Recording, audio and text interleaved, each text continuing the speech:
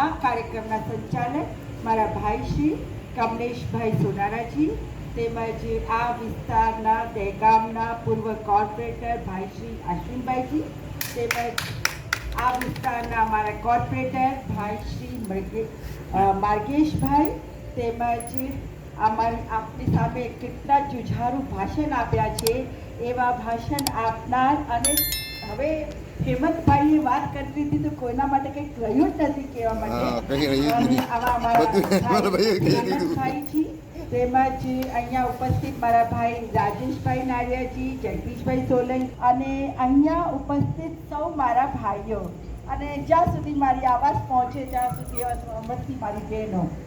હું તો આ ગામની દીકરી કહેવાઉં અને બેન કહેવાઉં. બધાને ખબર જ છે કે મારું ગામ લીહોડા છે અને આ તાલુકો અમારો પોતાનો છે. એટલે લગભગ તો અહીંયા બેઠેલા બધા જ મારા સંબંધીઓ જ હશે, કોઈને કોઈ આડકતરી રીતે મને ને મારા પરિવારને. અને આપને સૌને ખબર છે હું નારાયણભાઈ વોરાની ભત્રીજી થાઉં છું. એ મારા માટે ખૂબ જ આનંદ અને ઉત્સાહની વાત છે કે આજે તો હું બહુ જ ગૌરવથી મારા કાકા નારાયણભાઈ વોરાની દીકરી છું. અને ડાયાભાઈ જે મારા પિતા હતા એ 50-60 વર્ષ પહેલા દિલ્હી ગયા, અને એ મારા પિતા દેહદાનવીર મારા પૂજ્ય પિતાશ્રી ડાયાભાઈ વોરાની હું દીકરી છું, લીહોડા ગામની હું દીકરી છું. એ બતાવતા મને આનંદ થાય છે. હવે જે ચુકાદાની વાત છે, મેં કહ્યું એમ અમારા ભાઈ હેમંતભાઈએ તમને ખૂબ જ વિસ્તારથી ચુકાદાના વર્ગીકરણ વિશે, ચુકાદાના સબ ક્લાસિફિકેશન વિશે, તેમજ ચુકાદામાં જે ક્રિમી લેયર છે તેના વિશે પણ ખૂબ જ વિસ્તારથી બતાવી દીધું છે. પણ મારે જે તમને આજે વાત કરવાની છે, એક સામાજિક વાત કરવાની છે, સમાજની વાત કરવાની છે. મારે આજે મનોવાદની વાત કરવી છે, મારે આજે આરએસએસની વાત કરવી છે, મારે આજે બજરંગ દળ, વિશ્વ હિન્દુ પરિષદ તેમજ ભાજપની વાત કરવી છે. અને કેમ મારે આ વાત કરવી છે? કારણ એનું પાછળ 2500 વર્ષ પહેલાનો ઇતિહાસ છે. આજે લોકો પોતે આર્યન કહે છે, આજે પોતાને સનાતની હિન્દુ કહે છે. એ 2500 વર્ષ પહેલા મધ્ય એશિયાથી આપણા ભારત દેશમાં આવ્યા અને એ વેદોની રચના કરી, અને વેદોની રચનામાં તેમણે એક સૃષ્ટિહાર બનાવ્યા, એને બ્રહ્મા કીધા, અને બ્રહ્માના મુખથી એ લોકોએ બ્રાહ્મણ પેદા કર્યો, અને બ્રહ્માની ભજાઓથી એ લોકોએ ક્ષત્રિય પેદા કરી દીધો, અને બ્રહ્માના પેટથી એ લોકોએ વૈશ્ય પેદા કર્યો, અને બ્રહ્માના પગોથી એ લોકોએ શૂદ્ર પેદા કર્યો. તો મારે વાત કરવી છે આજે બ્રાહ્મણવાદની. શું આજે પ્રકૃતિમાં કોઈ પણ એવો નિયમ છે કે કોઈ માણસ મોઢેથી તો, કોઈ હાથોથી તો, કોઈ પેટથી કે કોઈ પગોથી પેદા થાય? પરંતુ આ બ્રાહ્મણોએ આપણા સમાજને એટલે કે વેચવા માટે અને સમસ્ત વસ્તુ પોતાના હાથમાં લેવા માટે પોતે બ્રાહ્મણ બન્યા.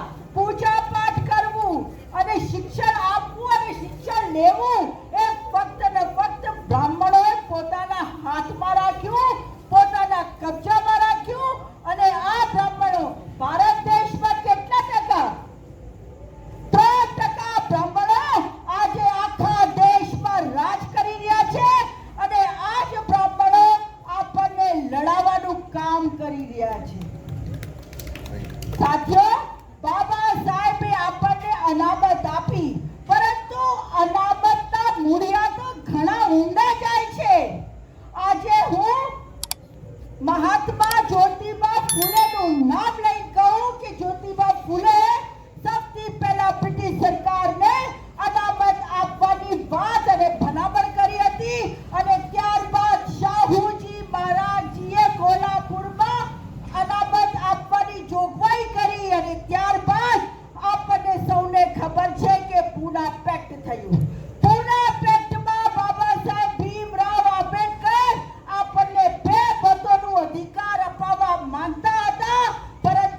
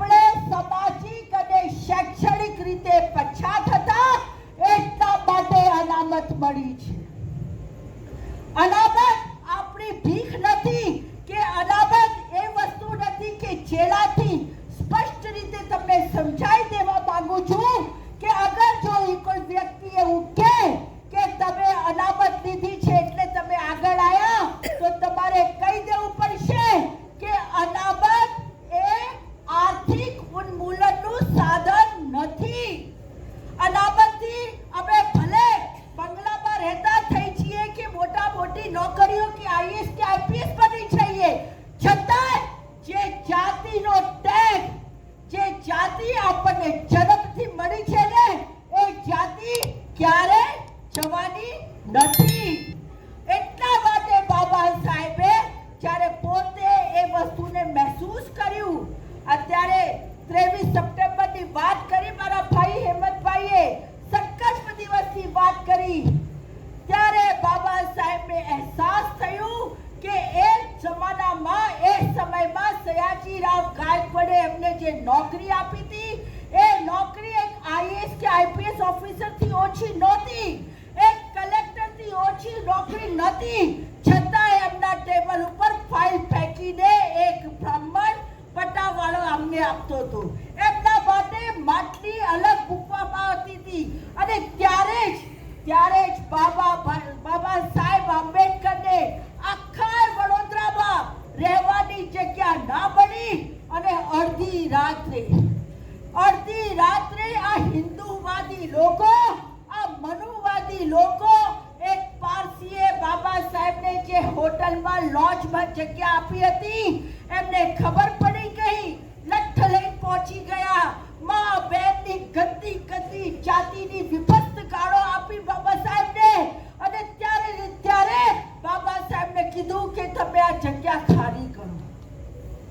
અને ત્યારે બાબા સાહેબ પોતાના જે સમાજ ફેંકી દીધા હતા એ લઈને નીકળ્યા. હવે જાઉં તો ક્યાં જાઉં? અને ત્યાં આ જે બગીચો હતો, એની નીચે જે વડનું ઝાડ હતું, એની નીચે બેસીને બાબા સાહેબે એક વાત સમજી ગયા કે મારા જેવો ભણેલો ગણેલો વ્યક્તિ પણ જો આવી રીતે જાતિવાદનો ભોગ બનતો હોય તો પછી મારા સમાજ જે ભણેલો ગણેલો નથી, જે બ્રાહ્મણવાદના કારણે ગુલામી જેવી જિંદગી જીવી રહ્યું છે, એની તો શું ઓકાત થવાની છે. બસ એક દિવસે 23મી સપ્ટેમ્બરના રોજ બાબા સાહેબે સંકલ્પ લીધો. અને એમનું જ આ સંકલ્પ હતું કે આપણને જ્યારે ભારત દેશ આઝાદ થયું અને બાબા સાહેબે સમાધાનમાં પણ માંગ્યું તો આપણા માટે અનામત માંગી. એટલે ફરી કહું છું કે જે અનામત મળી છે એ કોઈ આર્થિક ઉન્મૂલનનું કોઈ પ્રોગ્રામ નથી, પરંતુ અનામત આપણને એટલા માટે મળી છે કારણ કે અમે લોકો શૈક્ષણિક રીતે અને સામાજિક રીતે પછાત હતા. આજે પણ અગર રત્ના વોરાને આંબાવાડી સેટેલાઇટ કે બોપલમાં મકાન લેવું હોય તો ના પડે. આજે અગર રત્ના વોરા જય શ્રી રામ, જય માતાજી, જય શ્રી કૃષ્ણ કરીને પહોંચી જાય લોકોની વચ્ચે તો મકાન મળશે. પણ જો જય ભીમ કરીને બાબા સાહેબનો ફોટાને લઈને અગર હું ઈચ્છું કે મને આંબાવાડી, પાલડી, સેટેલાઇટ જેવા પોશ વિસ્તારોમાં મકાન જોઈએ તો કોઈ નહીં આપે. ભલે રત્ના વોરા ગમે તેટલી સુખી સંપન્ન થઈ ગઈ હોય, પરંતુ એને મજબૂરીમાં પણ એમના જ વિસ્તારમાં રહેવું પડશે કારણ કે એને બીજી જગ્યાએ મકાન નહીં મળે. તો જાતિવાદ ક્યાં ગયું? જાતિવાદ તો ગયું જ નથી ને. આજે આપણા આઈપીએસ ઓફિસરને પણ જો જાત કાઢવી હોય ને તો એને પણ પોલીસ પ્રોટેક્શન લેવું પડે છે. તો જાતિવાદ ક્યાં ગયું? આજે આપણો છોકરો જો મૂછો રાખીને મૂછ પર તાવ આપે ને તો એને ઢોર મારીને અધૂરો કરી દેવામાં આવે છે, કાં તો હત્યા કરી દેવામાં આવે છે. તો જાતિવાદ ક્યાં ગયું? આજે પણ આપણો છોકરો જો શાળામાં પડેલી માટલીમાંથી પાણી પીવે ને તો શિક્ષક પોતે એને પીટીને મોત ઘાટ ઉતારી દે છે. તો જાતિવાદ ક્યાં ગયું? આજે પણ એનસીઆરપી ની રિપોર્ટ પ્રમાણે જે મધુબેને કીધું એમ આપણા જે સમાજની બહેનો સાથે જે બલાત્કાર થાય છે ને એ સમાજ જોઈને થાય છે. સમાજ જોઈને એટલા માટે બલાત્કાર થાય છે કે એમના માટે તો કોઈ બોલનારું નથી. તો પછી જાતિવાદ ક્યાં? એટલા માટે બાબા સાહેબે આપણને અનામત આપી. પરંતુ આ સુપ્રીમ કોર્ટના જજો, આ મનુવાદી જજો, આ બ્રાહ્મણવાદી જજો જે પોતે કોલેજિયમના નામથી બની બેઠેલા છે, એ પોતે આ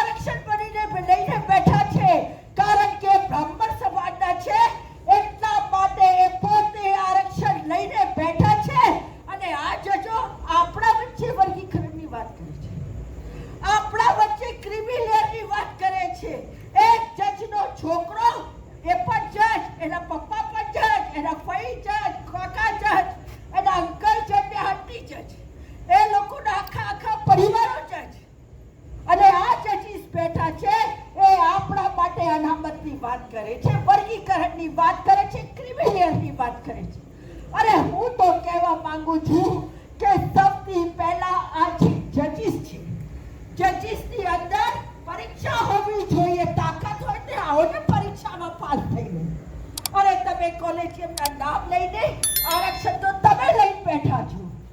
આખા હિન્દુસ્તાનમાંથી 250 કે 300 એવા પરિવાર છે. એવા જ પરિવારના જજો આજે બને છે. અને જજ બનવા માટે સૌથી પહેલા ને મહત્વનું કારણ તમારું બ્રાહ્મણ હોવું જરૂરી છે. આ બ્રાહ્મણ જે લોકોએ 2500 વર્ષોથી આપણું શોષણ કર્યું છે, જે લોકોએ એકલવ્યનો અંગૂઠો કાપી દીધો છે, જે લોકોએ શંભુકની હત્યા કરાવી દીધી છે, જે લોકોએ વેદોમાં સાંભળતા કાનમાં શીશા નખાવી દીધા હોય, આ બ્રાહ્મણવાદી જજો આપણા માટે ચુકાદો કેવી રીતે લાવશે આપણા ફેવરમાં? 1950માં જ્યારે બંધારણ બન્યું, અમલમાં આવ્યું, ત્યારે અનામત અમલમાં આવી. હવે અનામત અમલમાં આવી તરત જ 1951માં ચંપકઈ દોરાઈ રાજમ વર્સિસ સ્ટેટ ઓફ મદ્રાસનો એક કેસ દાખલ થયો. હવે એ કેસમાં કેવું હતું કે એક છોકરીને, એક બેનને મેડિકલ કોલેજમાં એડમિશન લેવું હતું અને એણે એવું કીધું કે મારે એડમિશન લેવું છે, પરંતુ અનામત આપેલી છે એટલે મને એડમિશન નહીં મળે. હજી લીધું નહોતું પણ એણે કીધું. અને ત્યારે સુપ્રીમ કોર્ટે 1951માં પહેલી વખત અનામત વિરોધી ચુકાદો આપ્યો.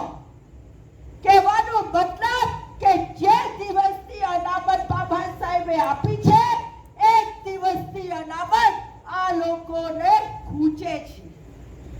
આડકતરી રીતે, સીધી રીતે, આડી રીતે, ગમે તે રીતે એ લોકો અનામત કાઢી દેવા માંગતા હતા. અને છેલ્લે જુઓ, 1 ઓગસ્ટ 2024ના રોજ એ લોકોએ અનામત કાઢી જ દીધી. અને હવે રિવ્યુ પિટિશન પર ફગાવી દીધી કે કઈ ગેરબંધારણીય નથી. ખરી વાત છે, એમની નજરમાં તો કઈ વસ્તુ ગેરબંધારણીય હોઈ ન શકે, કારણ કે અનામત કાઢવી હતી. તો સાથીઓ, સુપ્રીમ કોર્ટ એવું કહે છે કે આપણા સમાજમાં અનામત હોવા છતાંય અમુક જાતિઓ પછાત રહી ગઈ છે.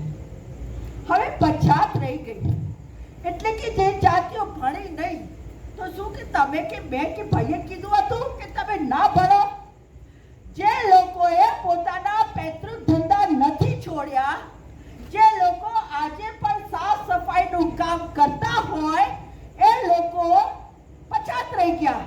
અને કારણ કે એ લોકો આ સાફ સફાઈનું કામ મળ મેળું મુદ્દર બધું સાફ કરે, એટલા માટે આ નરેન્દ્ર મોદીએ શું કહ્યું ખબર છે? अरे वाल्मीकि समाज को तो ये काम करने में आध्यात्मिक सुख मिलता है. ख्याल आयो? समझा के नहीं कि તમે આ કામ કરતા જ રહો. અરે મારે તો કેવું છે, અરે મોદી, તારે જો આધ્યાત્મિક સુખ તું લે ને, દુર્ગા વાલ્મીકि સમાજને આધ્યાત્મિક સુખ આપે છે. અરે વાલ્મીકि સમાજ હોય, તુરી હોય, નાડિયા હોય, સેનબા હોય, તરગાળા હોય, માયાવંશી હોય, વણકર હોય કે રોહિત હોય, ગમે તે સમાજ હોય, કોઈ સમાજ અમારામાં ભાગલા નથી. આજે જો અમારો કોઈ પણ સમાજનો ભાઈ અહીંયા બેઠો હોય તો શું અમે કહેવાના છીએ કે તું અહીંથી જતો રહે? પણ જો આપણે બ્રાહ્મણ સમાજની કોઈ મીટિંગમાં જઈએ, અરે એમના મંદિરોમાં તો તમે પ્રવેશ કરીને બતાવો.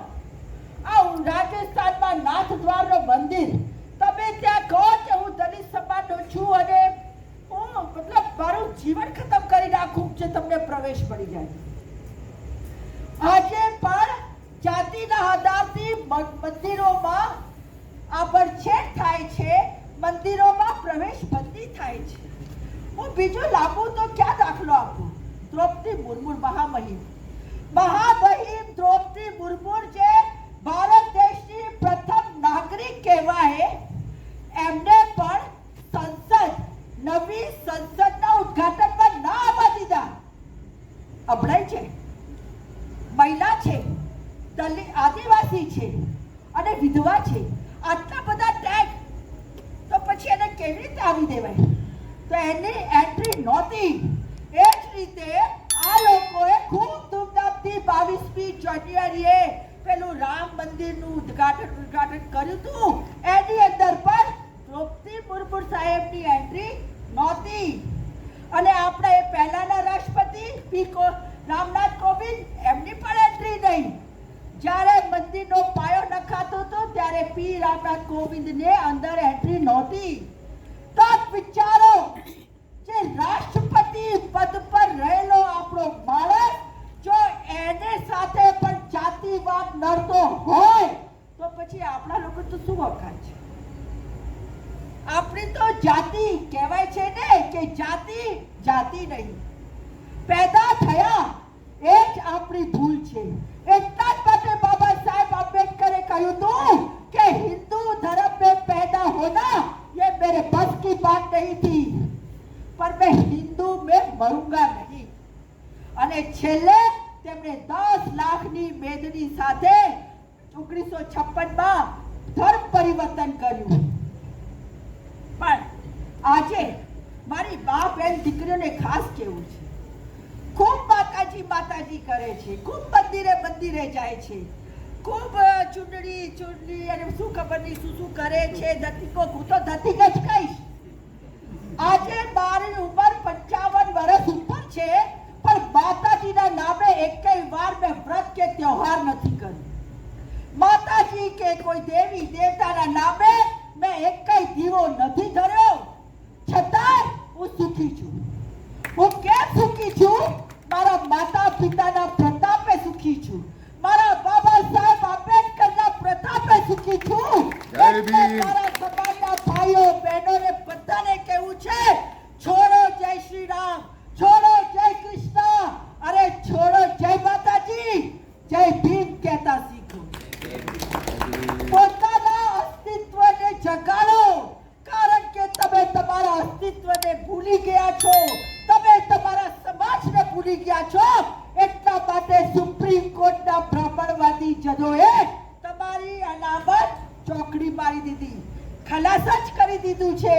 એટલે અમે લડીશું, અમે લડતા રહીશું.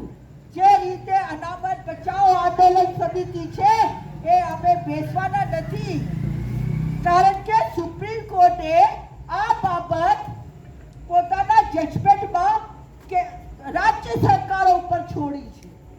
એટલા માટે આપણે આંદોલન કરીને બતાવવું પડશે કે આપણી જે ગુજરાત સરકાર છે ને એ ભૂલે ચૂકે કોઈ પણ સંજોગોમાં એવું વર્ગીકરણનું કાં તો ક્રિમી લેયરનું પ્રોવિઝન પ્રાવધાન ના બનાવી શકે. એટલા માટે આપણે લડવું છે. સુપ્રીમ કોર્ટે ચુકાદામાં સજેશન આપ્યા છે, પરંતુ આ સજેશન પાડવા કે નહીં પાડવા એ રાજ્ય સરકારોને કીધું છે. એટલા માટે આપણે આ આંદોલનની જરૂર છે, એટલા માટે આપણે સંગઠનની જરૂર છે.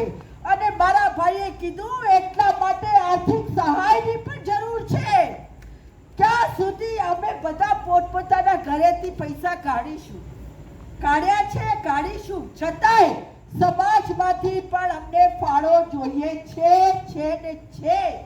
ખુલ્લી હાથે કહું છું, ખુલ્લી આંખે કહું છું કે સમાજમાં જ્યારે ફાળો મળશે ત્યારે સમાજના ભાઈ બહેનોને ખબર પડશે કે કોઈ એક સંગઠનના માણસો આવ્યા હતા અનામત બચાવવા માટે અને અમે અમારા બાળકોના ભવિષ્ય માટે અનામત બચાવવા માટે ફાળો આપ્યો છે.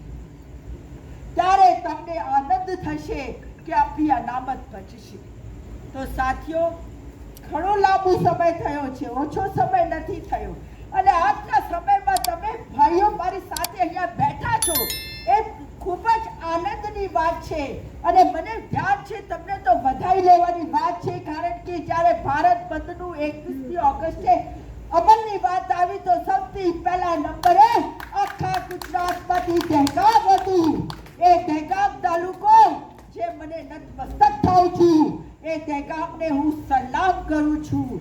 સાથીઓ, હવે બસ હું મારી વાત પૂરી કરતા પહેલા એટલા જ કહીશ, આપણા સમાજમાં છે ને, આપણા સમાજમાં ઘણા બધા RSS ના માણસો બેઠા હશે કે ફરતા હશે.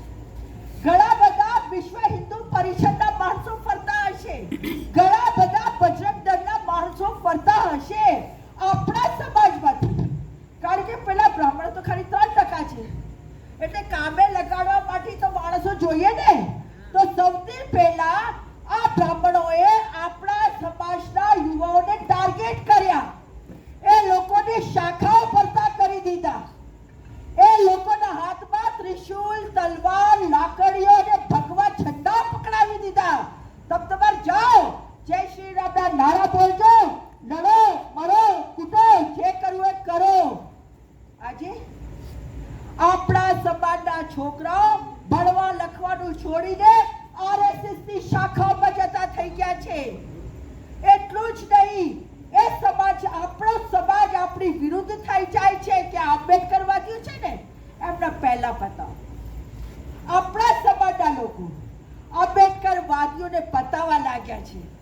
તો મારે બધા મારા સાથીઓને એટલું જ કહેવું છે, જે પણ ગામમાં મારી વાત સાંભળતું હોય, કે જો તમારા બાળકો આરએસએસ ની શાખામાં, બજરંગ દળ, વિશ્વ હિન્દુ પરિષદ, દુર્ગા વાહિની એવા કોઈ સંગઠનમાં કાં તો ભાજપમાં પણ જતા હોય તો અટકાવો. અહીંયા ભાજપ હોય કે ભાજપની વિચારધારા વાળા સંગઠન હોય, ત્યાં આપણું ઉદ્ધાર નથી, કોઈ સંજોગોમાં નથી, કારણ કે ઈચ્છતા જ નથી કે આપણો સમાજ ભણી ગણીને આગળ આવે. અરે કાલે તોફાનો થશે તો કોણ મરવાનું છે? આપણો સમાજ કે મુસ્લિમ સમાજ? આપણને મુસ્લિમ સમાજની સામે લડાઈ દે, મુસ્લિમ સમાજને આપણી સામે લડાઈ દે, અને આપણે હિન્દુ હિન્દુ હિન્દુનો ઠેકો લઈને દોડી પડીએ છીએ. અરે આ હિન્દુ સમાજે તમને શું આપ્યું છે? તમને ગુલામ બનાવી દીધા હિન્દુ સમાજે. છતાંય જો તમે ના સમજો તો મને દુઃખ સાથે કહેવું પડશે કે આ તમે બાબા સાહેબના સપનાને તોડવાનું કામ કર્યું છે. એટલા માટે જ બાબા સાહેબે કહ્યું હતું કે મેં મારા સમાજને જગાડવાનું કામ કરી રહ્યા છું.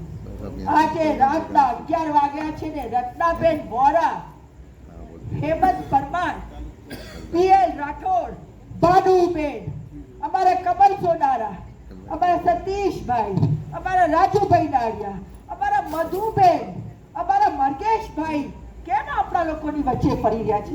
અમારા અશ્વિનભાઈ કેમ? કારણ કે અમે તમને જગાડવા માંગીએ છીએ.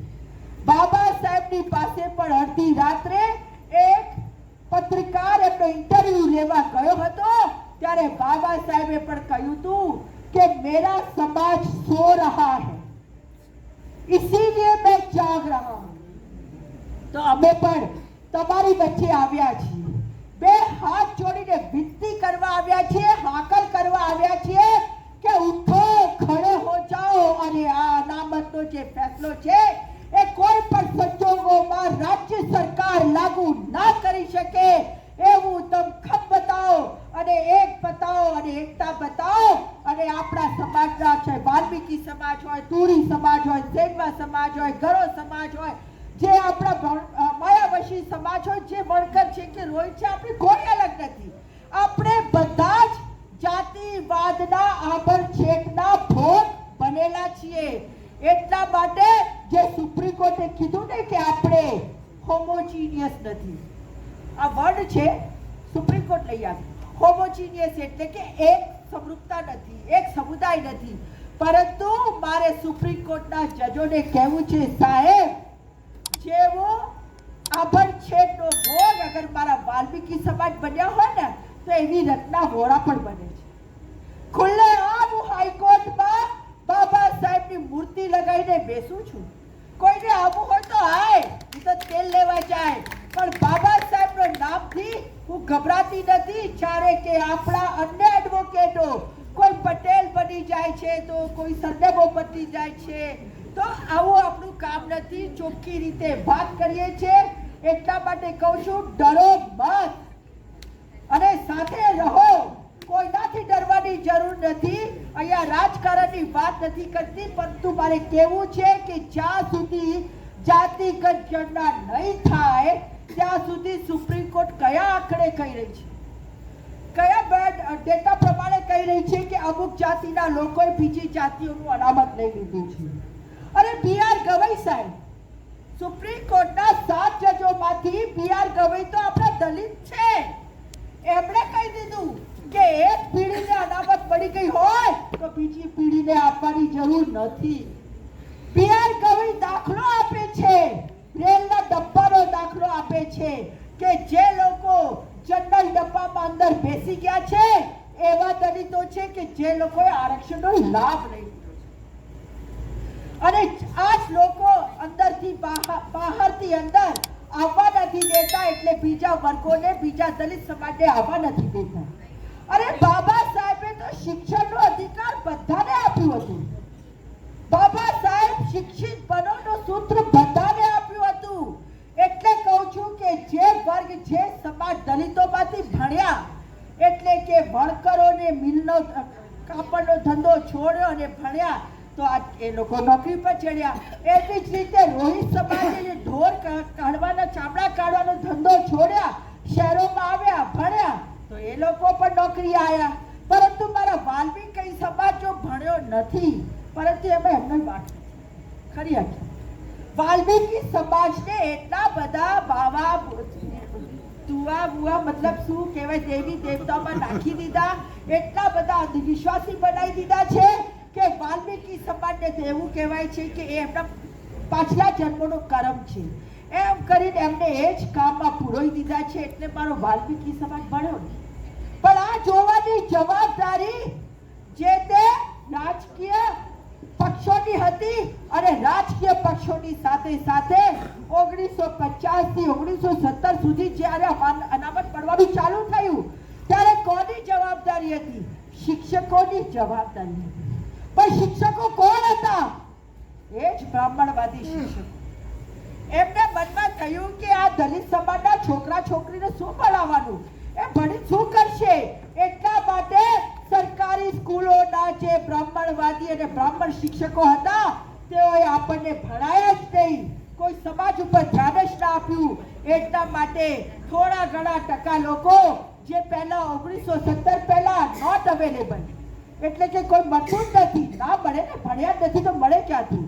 1970 પહેલા નોટ અવેલેબલ, અને 1970 પછી જ્યારે નોકરીઓ લેવા માટે આપણા યુવાનો આગળ આવ્યા, નોટ ફાઉન્ડ સુટેબલ, એટલે યોગ્ય જ નથી. NFS એમાં કાઢી નાખ્યા અને હવે વર્ગીકરણના નામથી કાઢી નાખશે.